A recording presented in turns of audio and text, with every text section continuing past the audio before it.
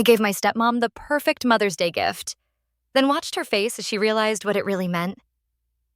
When my dad married Vivian, I was 13. My mom had been gone for just over a year, killed in a car accident so violent the coroner refused to let me see her. One minute, she was texting me that she'd be late picking me up from dance rehearsal. The next, I was in a black dress at a funeral I barely remembered. Dad waited 12 months and 3 days before bringing Vivian home. She was beautiful in a polished, untouchable kind of way.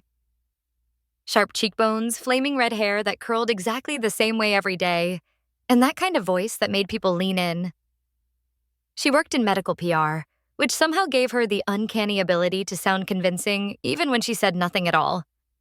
She walked into our lives with a suitcase full of silk scarves, cruelty-free makeup, and opinions.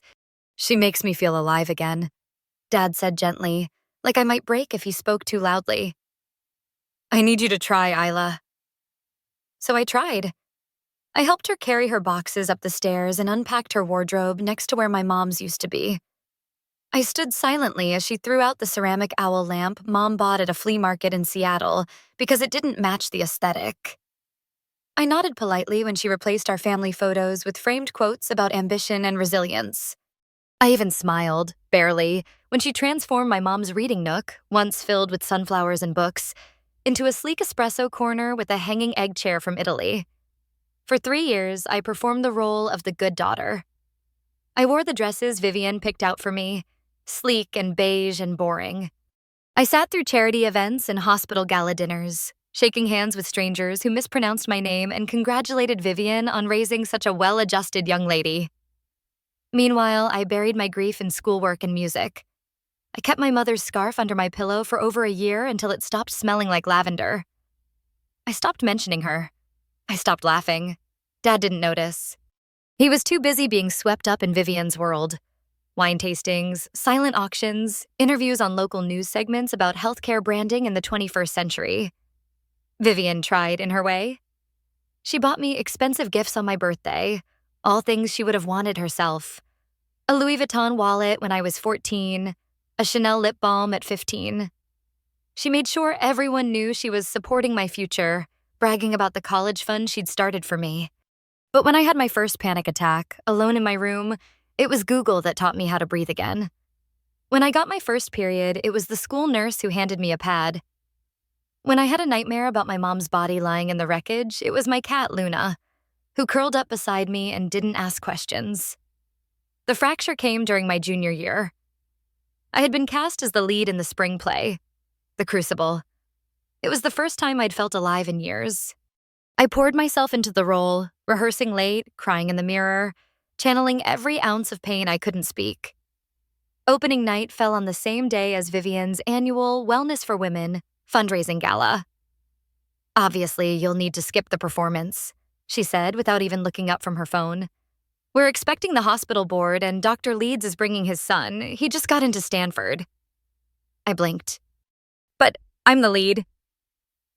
"There'll be other plays," she replied, brushing imaginary lint from her blouse. Dad opened his mouth to say something, then closed it when she placed her hand on his wrist. "She's right," he said quietly. "This could open doors for you." That night, I walked past my closed bedroom door, sat on the floor of my closet, and pulled down a velvet-lined box I hadn't touched in years. Inside, my mom's old gold pendant, a dried corsage from her wedding, a flash drive, and a sealed envelope with my name on it. My heart stuttered. I broke the seal. "If you're reading this, Isla, I need you to find the safe deposit box. The key is taped to the back of this letter. What you find inside will change everything. I'm so sorry."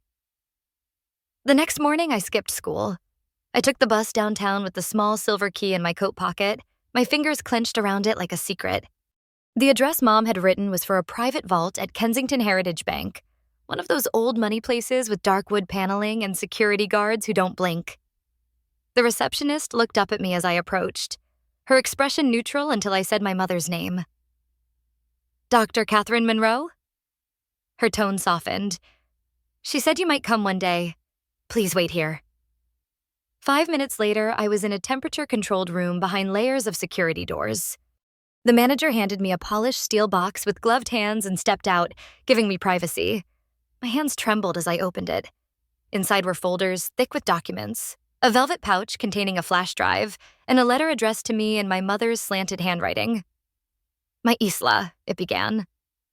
If you're reading this, then something went wrong. I've suspected for months that someone close to me has been siphoning funds from the foundation. I never wanted to believe it, but the trail kept pointing back to your father. And to Vivian. I'm so sorry. I sat there frozen, as if the words might rearrange themselves into something less impossible. Mom had known. Not just about the affair, but about the money, about the betrayal. She had hired an investigator, and she had kept records. I opened the flash drive on the bank's secure computer. Inside were dozens of files, bank statements, shell company diagrams, emails between Dad and Vivian that made my stomach knot. She's going to her sister's for the weekend. Come over. I can't wait until she's gone. You and we could finally breathe. Those messages were dated 6 months before my mother's accident. There were spreadsheets showing how funds had been diverted from Mom's nonprofit, Bright Futures Health Alliance, into accounts overseas. Companies I'd never heard of: Trellis Global Ventures, Lombard Equity, White Shore Trust. All of them registered in places with no extradition laws. And each account traceable to a matching deposit under my father's name, some under Vivienne's. There was even a lease agreement for a penthouse apartment 2 blocks from Vivienne's old place, signed 8 months before the crash, paid in full. I flipped through a folder marked medical, personal, scanned prescriptions, toxicology report, private lab results from specialists in Canada and Switzerland, results showing elevated heavy metal levels in my mother's blood. Slowly accumulated. Just high enough to weaken her over time, make her tired, sluggish, more likely to misstep, fall asleep at the wheel. I could barely breathe. I can't prove it, she wrote. But if anything happens to me, this is what you'll need. I couldn't protect myself, but I'm trying to protect you. The last item in the box was a second will, updated 2 weeks before she died. Leaving everything. Her personal assets, her medical patents, even her stake in the foundation. To me. Not my father. Not the estate. To me, directly. She had never told him. He had no idea. And now, I did. I walked out of the bank a different person. Not visibly. On the outside, I was still Isla Monroe, 17, quiet, polite, the kind of girl who wore earth tones and said thank you to waiters. But inside, everything had changed. The grief I had carried for 3 years had congealed into something colder, more precise. I didn't run home screaming. I didn't confront my father or throw the evidence in Vivienne's face. I went back to class like nothing had happened. That afternoon, I sat through chemistry, nodded through history, and smiled when my English teacher complimented my essay on Macbeth. That night, I went into my room, locked the door, and started building my own command center. I cataloged every document. I scanned and encrypted everything on multiple drives. One for me, one hidden at school, one mailed to a friend in Seattle who didn't know what she was holding but owed me a favor. I researched every company name, mapped the flow of funds, recreated the spreadsheets my mother had started. Piece by piece, I reconstructed the maze Dad and Vivian thought they'd buried. And I started listening. Really listening. At dinner, when Dad complained about tight margins at the clinic, I took note of the new consultancy Vivian had set up. When he mentioned a private equity partner in Singapore, I Googled his name and found he was on the board of 2 of the shell corporations in my files. They had become sloppy, arrogant. They thought the lie had worked. They thought I was too young, too broken, too grateful for their leftovers to suspect a thing. But I remembered what my mother wrote. The best place to hide something is in plain sight. The second best is behind trust. I bought a second phone, one I kept in a hollowed-out copy of Pride and Prejudice on my bookshelf. I used it to take photos of documents Dad left lying out on his home office desk. Financial reports, legal memos, letters from foundation donors who were starting to ask questions. I downloaded an audio recording app. Started discreetly recording conversations during breakfast, car rides, charity meetings. If they ever found out, I'd call it paranoia, a side effect of trauma. Something Vivian could spin as a symptom of delayed grief, It wasn't paranoia, it was war prep. 6 months after I opened that safe deposit box, I felt ready. I opened the envelope Mom had left tucked behind her final letter. Inside were 3 business cards: a forensic accountant named Raymond Cho, a white-collar criminal defense attorney, Delia Kerr, and a retired federal judge, Harlan Fitch, whose name I vaguely remembered from one of Mom's awards ceremonies. I called each of them using the number Mom had provided. Burner lines, no names, only passcodes. They didn't ask many questions. They told me where to meet them. In person. No digital trail. We gathered on a rainy Saturday afternoon at Judge Fitch's brownstone. Me, the lawyer, the accountant, and a girl they hadn't seen in 4 years, but who now had the eyes of someone much older. I showed them everything. Raymond's face went pale as he read the numbers. Delia swore under her breath. Judge Fitch just sat back in his chair and steepled his fingers. "Your mother was one of the most brilliant and ethical people I've ever known," he said finally. "She knew this day would come. She hoped it wouldn't, but she prepared you, just in case." He leaned forward. "What do you want to do, Isla?" I looked them each in the eye. "I want to learn," I said. "I want to understand every lever of control, every loophole, every financial weapon they used. I want to be ready, and then I want to take everything back." He didn't look surprised. "She said you'd say that." For the next year and a half, I lived 2 lives. In one, I was Isla Monroe. Honor student, charity volunteer, speech team captain. I wore the dresses Vivienne bought me, smiled at fundraisers, and laughed politely at dinners with the board of Bright Futures. I called her Mom in public and Viv when no one was around. I played my part so well, even she believed it. In the other life, the one no one saw, I became something else. 3 evenings a week, I left the house under the pretense of tutoring or student council meetings. In reality, I was being trained. Raymond Cho taught me how to read financial statements like detective novels. Every number a clue, every anomaly a breadcrumb. I learned how to trace shell companies across jurisdictions, how to identify laundering patterns, and how to follow money even when it didn't want to be found. Delia Kerr drilled me on corporate law, fraud statutes, legal strategy. She walked me through cases similar to my mother's, explaining exactly what it would take to build a case that wouldn't just embarrass my father and Vivienne. It would bury them. Judge Fitch introduced me to a different kind of education, one about people, influence, leverage. He brought in former prosecutors, compliance officers, even a cybersecurity expert who taught me how to secure my files and scrub my tracks online. Together, they were building me into something neither of my guardians ever expected: a threat. I started developing contingency plans. Every piece of evidence I collected went into encrypted vaults.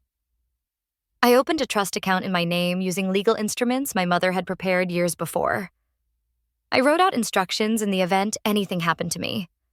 What to release, where to send it, who to contact. By day, I aced AP exams. By night, I studied how to dismantle an empire. I graduated high school a year early, valedictorian. Vivienne threw a rooftop dinner party to celebrate, complete with imported candles and a jazz trio. Her friends toasted to "our little legacy," while I sipped sparkling water and made mental notes of their connections. Hospital CEOs, state legislators, financial partners, all tangled in the same web. "You're making us so proud," my father said that night, beaming. "You've exceeded every expectation," Vivienne added, squeezing my hand for the camera. They didn't know the scholarship I'd earned was just a backup, that I already had a plan to take the reins of Bright Futures the moment I turned 18, that the company they'd hollowed out for their own profit would soon have a new name on its letterhead: mine. The day after graduation, Vivienne took me to lunch at an upscale lakeside bistro. She wore white linen and oversized sunglasses. Her nails were perfect, her tone maternal, rehearsed. "I've been thinking," she said, touching my wrist. "I want to make things official before you head off to college." I blinked. "Official?" "I want to adopt you." She smiled like it was a gift. "You're my daughter in every way that matters. Let's put it on paper." My mind didn't race, it sharpened, because this wasn't about love. It was about control. Adopting me would strengthen her legal ties to the Monroe legacy, to Bright Futures. To the fortune she was still bleeding, little by little, from the accounts she thought I didn't know about. I smiled back. That would mean the world to me. Vivian set the date for the adoption celebration. She chose Mother's Day. Of course she did. She booked the Bellamont Botanical Conservatory for an afternoon garden party, champagne brunch, floral installations, and a press photographer from the Women in Healthcare Weekly column. It would be her moment, she said. A declaration to the world that she was more than a stepmother. She was family. I even had a necklace made, she told me one evening, unzipping a tiny velvet pouch at the dinner table. Inside was a gold chain with 2 letters, V and I. Do you like it? I nodded. It's beautiful.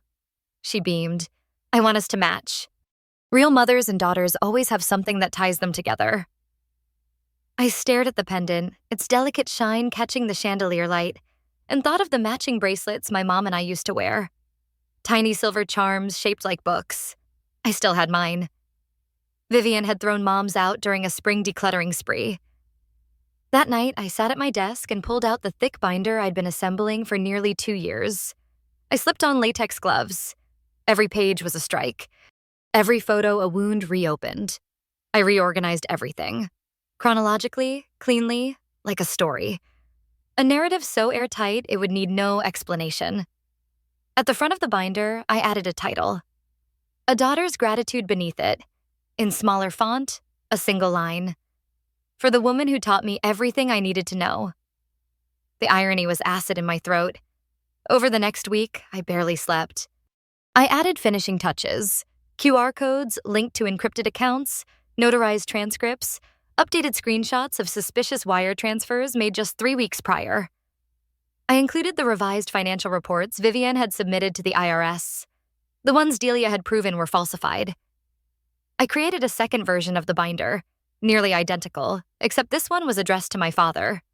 His contained additional pages, a timeline of his complicity, email printouts detailing coordination between him and Vivian, and most damning of all, private memos he'd drafted to the foundation's board suggesting that I, Isla, was too emotionally fragile to ever take on a leadership role. I boxed the 2 binders in simple matte silver gift boxes, wrapped in white ribbon. Then I waited.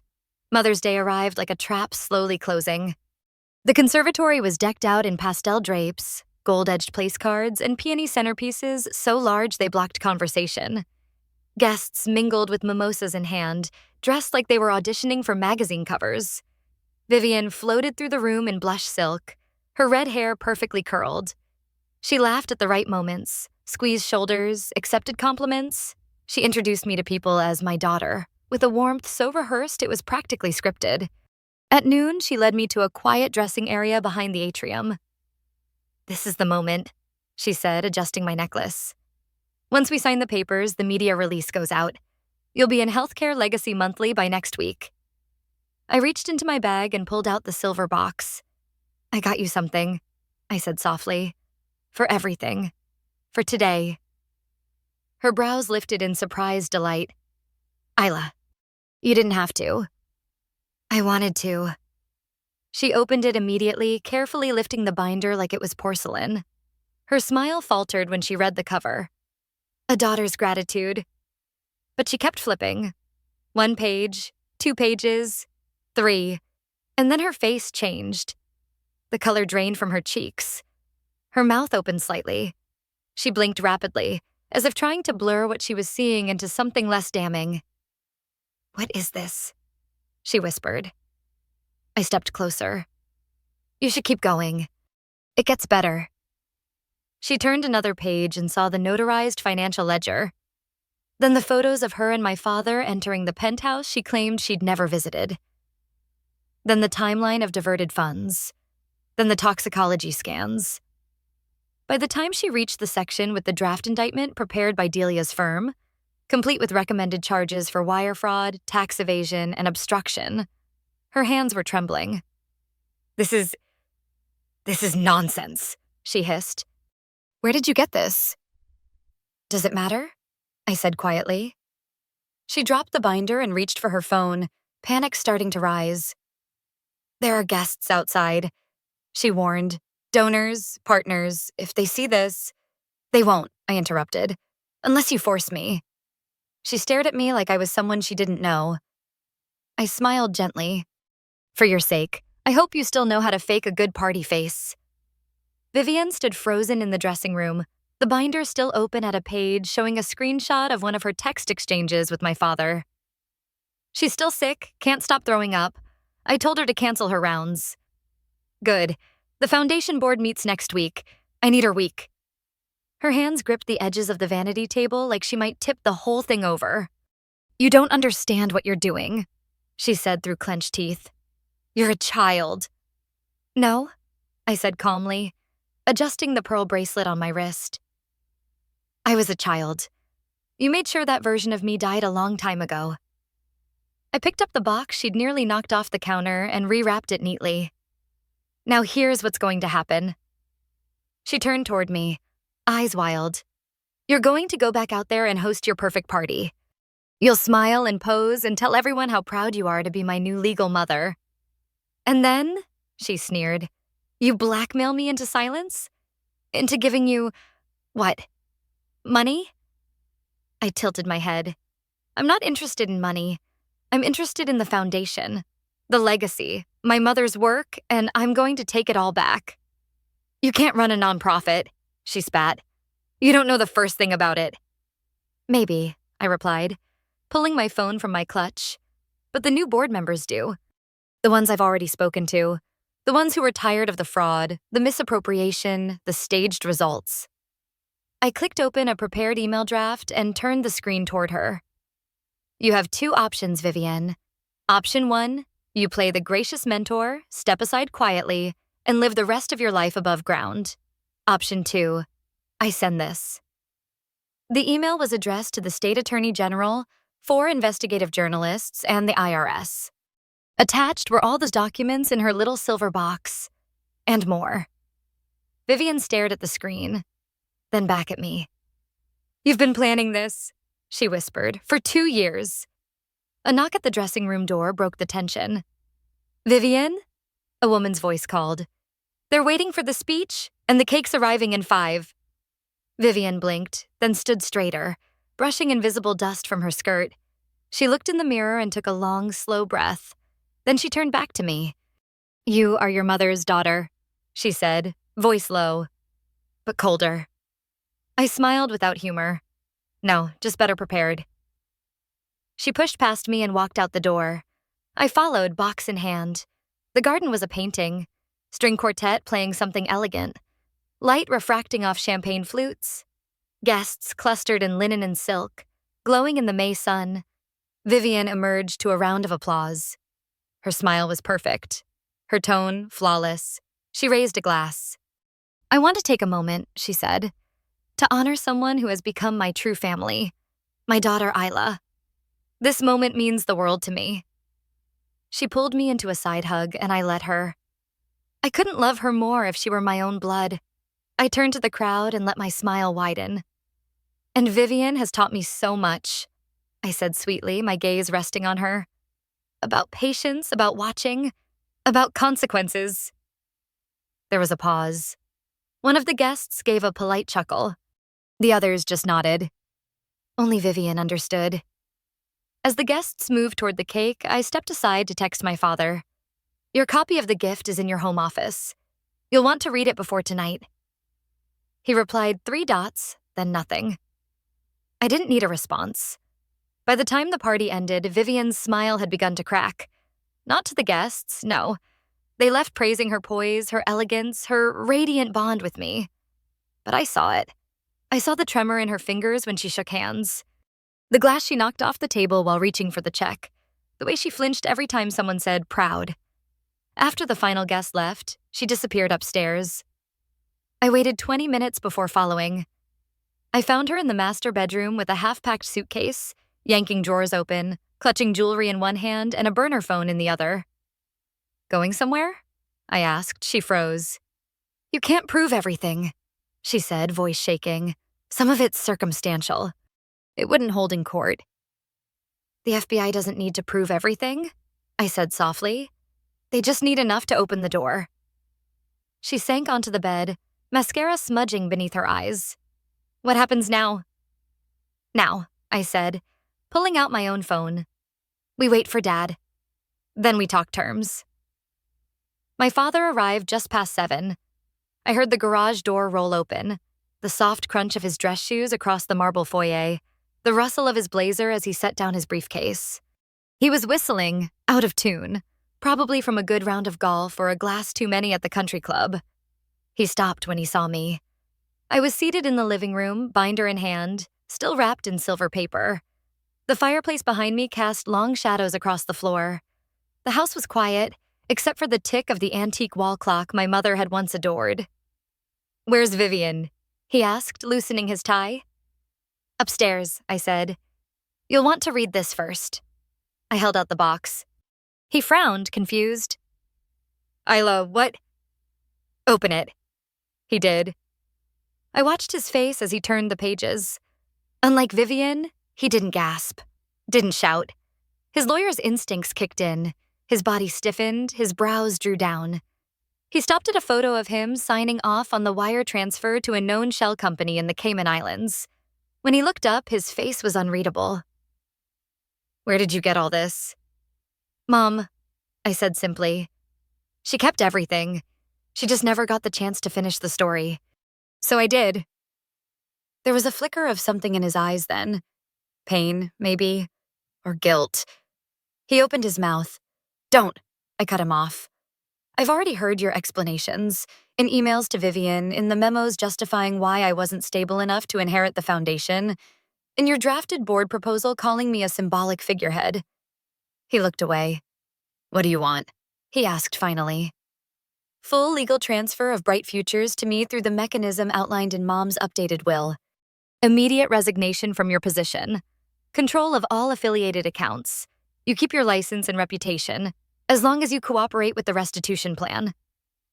"And if I don't?" he asked, voice low. "I have backup drives. Evidence prepared for the media, state prosecutors, the IRS, and the medical files." His eyes snapped to mine. "You think I killed her?" "I don't know," I said. "The lab reports are inconclusive, but there's enough there to raise suspicion. Enough to open an investigation. You know how that would end." He ran a hand through his graying hair. "She loved you," he said quietly. "Even after she found out. She didn't want to destroy you." "She didn't," I replied. "But I'm not her." We went upstairs together. Vivian was sitting on the edge of the bed, still in her party dress, now wrinkled and sweat-stained. She looked up, saw the binder in his hands, and visibly wilted. "She knows everything," he said to her. Her eyes darted between us. "You said we could bury it," she whispered. "We didn't bury her," I said. "You just tried to cover her up." Vivian stood. "What do you want from me?" "Resignation. Restitution. A public transfer of the foundation back to me. And silence." "You're 17, she hissed. "You're still a child. Not in the eyes of the court, and not in front of the judge who's already reviewed your files." I pulled out 2 legal documents. Delia had them prepped, notarized, sealed. One for my father, one for Vivian. "If you sign, you stay out of prison. You keep your freedom, your jewelry, your overpriced furniture. But the moment you violate the terms, one whisper, one hidden account, one lie, I release everything." Vivian stared at the pen I handed her. It was my mother's. A Mont Blanc, gold-nibbed. She used it to sign the charter that started Bright Futures. "You have until morning," I said. At 9:00, we meet at Judge Corwin's office. If you're not there, I send the files. Vivian didn't answer. She simply sat, shaking, her hands clenched in her lap. My father took the pen. He signed. Then he walked out of the room without a word. That night, I didn't sleep. I lay in bed listening to the sound of drawers opening and closing, of glass clinking, of whispered arguments.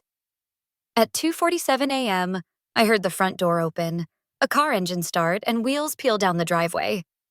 I knew it was Vivienne. I'd expected it. She took a passport, 2 suitcases, and a duffel of cash. What she didn't know was that her phone had been left behind on purpose. A burner was found in her bag, logged with attempts to access one of the offshore accounts. She was intercepted 3 hours later by agents waiting at the airport. Not because I called them, because they were already watching. By the time the sun rose, the house was silent. My father sat at the kitchen island in yesterday's clothes, staring into a cold mug of coffee. His phone lay face down beside him. He didn't look up when I entered. "Where's Vivian?" I asked, though I already knew. "Gone," he said flatly. "Took her jewelry. Left the phone. Couldn't even look me in the eye." I nodded once. "Her exit doesn't change the terms," she signed. "She stays monitored." "She said you were bluffing," he muttered. "About the agents, about the surveillance." "She was wrong," I replied. We sat in silence for a moment. Then he looked up at me, eyes bloodshot and hollow. "You look like her," he said. "Your mother. When she was angry, when she was brilliant." That hurt more than I expected, but I didn't flinch. "We're expected at the judge's office in 40 minutes, I said. "I'll drive." The meeting was clinical. Judge Corwin didn't smile. He didn't offer small talk. He simply laid out the transfer protocols. My father signed away his voting rights in the foundation. Vivian, represented by a lawyer who looked like she hadn't slept in 3 days, signed her resignation remotely from a holding room at the airport before being released under federal monitoring. I signed last, my mother's pen in hand, my name steady and sure. With each signature, the legacy shifted. The trust was now entirely under my control. The foundation, restructured and refortified, was mine to direct. The assets were no longer buried beneath fraud. They were restored to purpose. When the final document was signed, Judge Corwin slid a folded paper across the table. "This stipulates that Colin Monroe will not contact you directly until your 18th birthday. Any violation will trigger a full release of your documented evidence." My father hesitated. "You can't just erase me." "I'm not," I said, sliding the paper back. "But I am drawing a boundary. For once." He signed. No questions, no plea, just resignation. 2 months later, I stood in what used to be his office. Now it was mine. The nameplate on the door read, "Isla Monroe, Executive Director, Bright Futures Foundation." The announcement to the press called it a strategic transition honoring the late Dr. Catherine Monroe's vision. The real story stayed buried, except with those who mattered. My team, built from the trustees Mom left behind, became my mentors and my armor. We rebuilt donor relationships, we filed restitution claims, we recovered over 87% of the stolen funds. Vivienne resurfaced in Florida 3 weeks after her failed escape, trying to access a flagged account. She spent 2 nights in jail before Delia negotiated her release on the condition of full cooperation. She lives now in a modest condo owned by the foundation, working under tight supervision as a grant reviewer with no access to funds. The prenup Mom insisted on, including the infidelity clause, left her with almost nothing. My father? He moved into a quiet rental in the suburbs. No more private golf courses, no more photo ops. At quarterly reviews, I sit across from him with a clipboard, nodding as he walks through compliance checklists. He doesn't argue. He doesn't smile. He knows he's lucky to still be breathing free air. I deferred Yale for a year. I wanted to focus on running the foundation. Not just out of responsibility, but out of something deeper, something sacred. I sold the house 6 months after the transition. It never felt like home again. I moved into a 1-bedroom loft downtown, close to our headquarters, walking distance to the courthouse and the public health clinic we now fund. And last Sunday, I went back to the cemetery. It was the first time since I opened her letter. The sky was clear. The grass was still damp from a morning rain. I brought wildflowers, sunflowers and white iris, her favorites, and knelt in front of her stone. "I did what you asked," I whispered. "The foundation is safe. The legacy's protected. He won't touch another cent. She won't either." I didn't cry. I didn't need to. I felt something steadier than grief. I stood to leave. As I turned, I saw her, Vivian. Standing at a distance, she held a small bouquet. Nothing flashy. Just lilies. She didn't approach, she didn't speak, but our eyes met. And for the first time, I saw something in her face that wasn't rage or panic or condescension. I saw recognition.